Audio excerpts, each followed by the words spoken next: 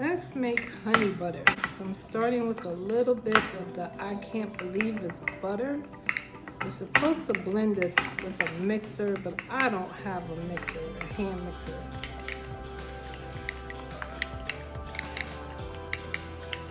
We're gonna go in with some honey.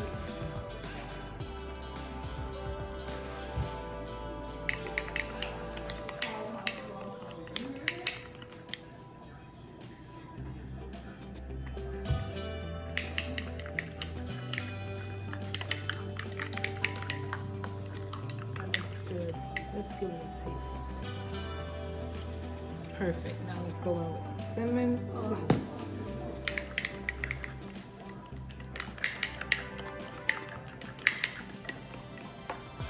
Here's my honey butter. And I'm going to put that on my sweet potato.